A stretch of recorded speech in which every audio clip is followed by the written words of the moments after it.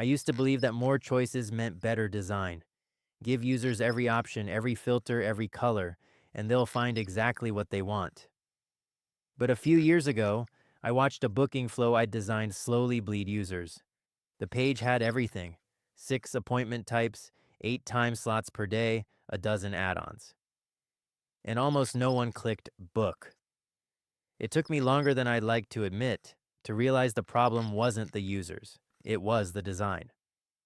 Here's what's actually happening: your interface isn't giving users freedom, it's giving them homework. Every extra button, every unnecessary field, every just in case option adds a tiny bit of mental effort. Psychologists call this cognitive load. The brain's working memory can only hold about 4 chunks of information at once. When you overload it, people don't decide faster.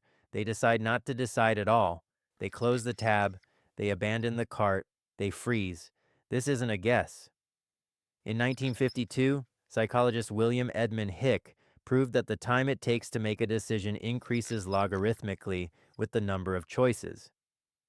More options don't just add time, they multiply hesitation. Then in 2000, researchers Sheena Iyengar and Mark Lepper set up a jam tasting table. When they offered 24 flavors, only 3% of people bought a jar.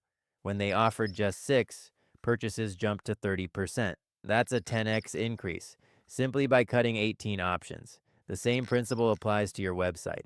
A checkout page with 7 payment methods will convert worse than one with 3. A pricing table with 5 tiers will confuse more than one with 3.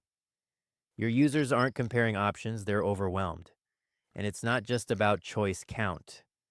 Visual clutter plays the same trick.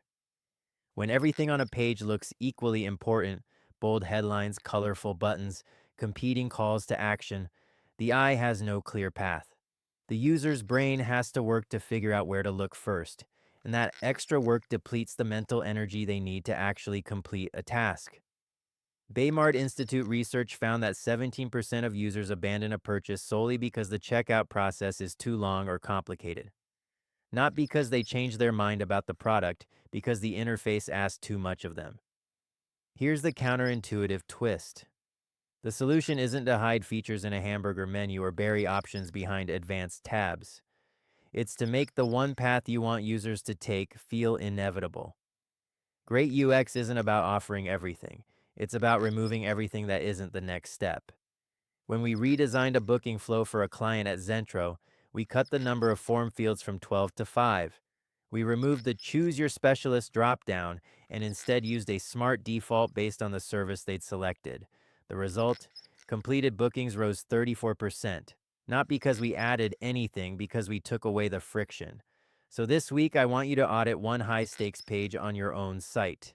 A checkout, a sign-up, a booking flow. Count every clickable element, every input field, every option that isn't absolutely necessary. Then cut that number in half. Test it.